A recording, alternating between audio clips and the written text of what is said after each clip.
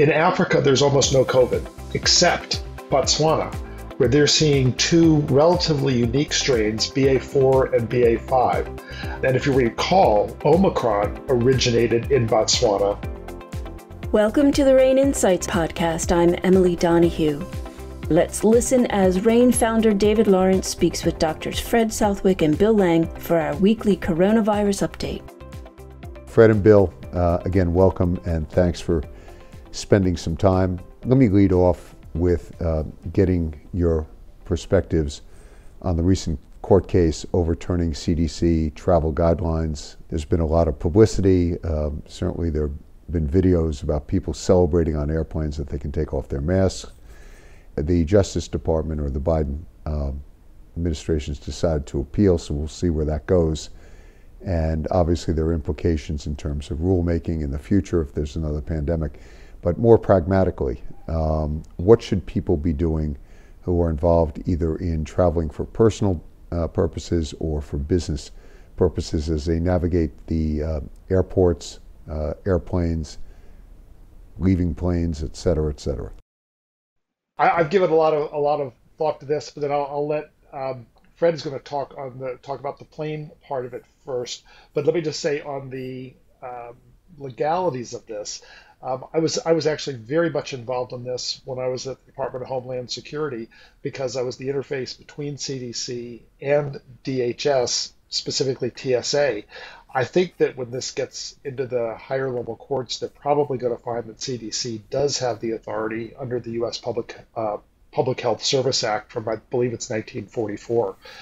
It's a pretty broad authority that CDC, or the U.S. Public Health Service technically, has been given to prevent communicable disease in interstate commerce. This was all an argument over process, not actually the outcomes or what is the best. The argument was that they did not have the authority to do this without an appropriate rulemaking exercise.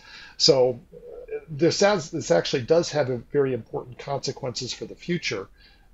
What happens if we have another kind of outbreak? And so I'm hopefully this will get resolved so Congress knows if they need to make another law. But let's get on to, regardless of the legalities of this, what should people be doing on aircraft? And I'll leave that for Fred. Okay, well, I happened to be traveling at the time this occurred, and the first round trip, the first leg of the trip was before it happened, and the second leg was after this judgment. And I can tell you that 100% of people were wearing masks on the first leg of my journey, and I felt very comfortable and I was not concerned. Although I always sit on the window seat, I never eat anything. I do not get out of my seat, and I quickly get out of the plane as soon as I'm done. And when I'm in the airport, I'm very careful to stay distant from others, and I wear an N95 mask that's perfectly fit. It's actually been fit tested for me, and I don't take it off. Now, the second leg of the trip, the return of the trip, virtually, I would say maybe 20% of individuals were wearing masks. And the person sitting right next to me was not wearing a mask. People were walking down the aisle coughing without masks. And I could not have been more nervous. If any of those individuals had COVID-19, even though I was wearing a tight-fitting N95 mask, I could be at risk. The studies, though, show that the individuals that are higher risk are those that are near the index case. 1 or 2 aisles in front or 1 or 2 aisles behind. And there was a really good study of a plane that was traveling from London to Vietnam, where an index case was in the business class in this 10-hour flight. And the person was symptomatic and had a fever and a cough. And the attack rate in the business class was 75%. That is, 75% of those in that business class became infected because the seats were all within several rows of each other. and only 2 cases in economy class. So it's you're playing, when you go on a plane, when people aren't wearing masks, you're playing Russian roulette. If you happen to sit near someone, if someone sits right next to you that's infected, even with, and I think with an N95 mask, you're at high risk of becoming infected. If that person is a few rows away, I think a mask would be protective. And if someone's more than a few rows away, you're unlikely to get infected. But the story, everybody says, well, the exchange rate of air is 20 times an hour, and therefore the planes are sufficiently protective. We don't need masks. That simply is not true. All the studies show that is not correct. And that when masks were implemented, there was a dramatic decrease in cases. So I think this is very unwise, particularly with the BA2 increasing in frequency recently, and the incidence of infections is going up. This is the wrong time to end a mask mandate. So I'll take a slight counterpoint to that if I could, because I don't really disagree with anything Fred said, except that the difference that most of the data on the transmissions like the Vietnam flight had to do with long duration flights. That's one thing. And that was also, most of that data came prior to vaccination. So we're at a situation where, on one hand, risks have been decreased, but on the other hand, and as Fred noted, BA2 and now this BA2.12.1, which is even higher than the original Omicron, higher than the original BA2 in terms of infectivity, they're out there. So I kind of tend to group it into 3 groups. People who are totally don't care anymore, who are done with this, they're not going to do it anyway. Are they putting others at risk? Yes, possibly. Then there's the middle group. The middle group are people who are relatively risk averse, but they still pay attention. And at a minimum, they should wear masks during the period in the boarding lounge, the boarding process while everybody else is boarding, until the plane has pushed back and started its engines. Because, as Fred noted, the air turnover is about every 3 minutes or possibly even faster on many airliners. And plus there's filtration. But you don't have any of that to a significant extent when the engines are not running, because the whole air filtration and movement system is based on bleed air from the jet engines. If you don't have the engines running, you don't have that. So please at least leave a mask on during the boarding process and whenever the engines aren't running. And then people who would wear masks and feel more comfortable with wearing a mask when they go to the grocery store, wear a mask the entire flight. And if you're going to wear a mask, don't mess around with the cloth masks. Wear a good, high quality N95, KN95, or KF94 mask that is as well fitted as possible. A very important point Bill raised is the duration of the flight definitely makes a difference. The longer the exposure, the more likely you are to become infected. So you want to avoid long flights whenever you can, particularly when no one's wearing masks. Okay, let me punctuate a little bit with a summation. And we've spoken before about the air filtration systems on planes, and if anyone has recently boarded a plane where everyone's has their carry-on luggage and people are on top of each other, no less when they're leaving the plane, the proximity between people is very, very tight in the aisles, etc. You will not know who on the plane has been vaccinated or who's received a booster of any sorts. Let me turn to a separate important topic, I think, which is what's happening in China, what has been happening in Shanghai and some of the major cities, and the Chinese response to outbreaks of variants of COVID, and what are the potential implications globally, including here in the United States, in terms of what you're seeing in the data and the illness reports coming out of China. Bill, do you want to maybe start?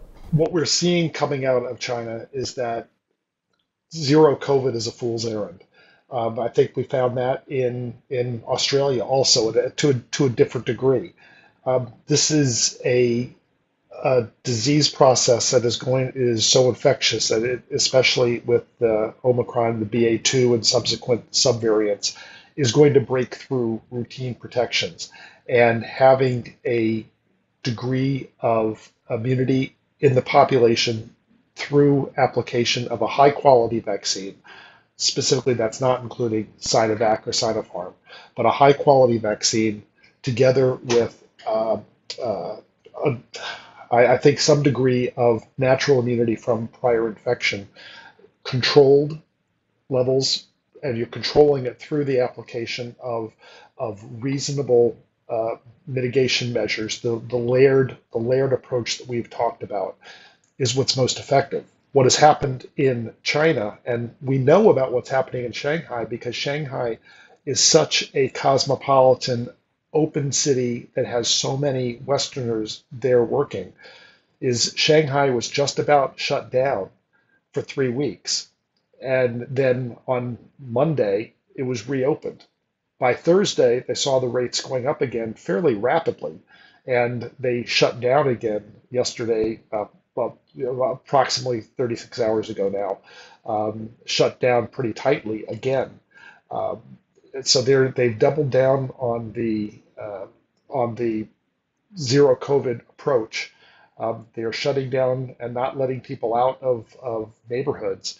Um, I think that in the long run, that's going to have huge implications for their ability to control it because they're not going to develop the degree of immunity that they need to in the community to be able to have some degree of natural control. And then from an international standpoint, the issue is going to be supply chains. The supply chains have been greatly disrupted, and we're finding that even supply chains that don't involve Shanghai are being disrupted because so many goods from China transship through Shanghai. So this is very concerning. And the other issue, in a China issue, so to speak, is Taipei. Very quietly, Taipei has become one of the ground zeros right now for COVID. They have one of the highest rates in the world, and without all of the resources to deal with it that a lot of the rest of the world does. So the whole, I don't want to say the whole Asia is issue. It's just really China, but because other parts of Asia are emerging from BA2. Um, and really the only problem areas we're seeing right now are China and some other smaller countries in the world. Yeah, the keeping people isolated in this way is the bluntest and most destructive tool for controlling infections. And it really should, it made sense at the very beginning when we didn't have vaccine. We didn't understand how it was transmitted. We didn't know. But now we know that masks are very effective. We know that if we can stay out of closed spaces, that's very effective. And we know if everyone is vaccinated, the hospitalization rate will stay low. And those are the tools really that should be used, and not making people stay home and cutting off all social interaction. It's just not a long-term solution. And what happens, as we're seeing, is that no one develops immunity, and if you go to that, if that's the way you control the infections, you have to keep going back to that tool, and it does a huge amount of economic as well as psychological and social damage, and should, I think, in most cases at this point be avoided. Any implications for the U.S., EU, UK in terms of the strains that are rising up in China? None that I have heard. Internationally, the one area that makes me go, is in Africa, there's almost no COVID, except Botswana, where they're seeing two relatively unique strains, BA4 and BA5. And if you recall that Omicron originated in Botswana at low levels and then migrated to South Africa, and then from South Africa, being a very cosmopolitan country, from there to the rest of the world. So this BA4, BA5, it may not have huge implications because places that have been affected greatly by BA2 appear to have good immunity against BA4 and BA5. But if there was one area in the world where I'd be watching right now, it's Botswana and South Africa. So with that, week and a half, 2 weeks when we continue the podcast, there'll be more to report, hopefully relatively good news. Thank you both very, very much for your continued research, following of the issues, and I'll call it balanced and honest perspectives here. Thank you, David. Thank you, David. Dr. Bill Lang is an expert in public health responses to biological incidents, including pandemics. Dr. Fred Southwick is an infectious disease specialist at the University of Florida College of Medicine. Both doctors are part of the RANE Expert Network. Individuals and organizations turn to RANE for risk intelligence that cuts through the hype to focus on what they need to know, what to expect, and what to do. Sign up for our coronavirus solution. Visit us at ranenetwork.com. That's RANE network.com. I'm Emily Donahue. Thanks for listening.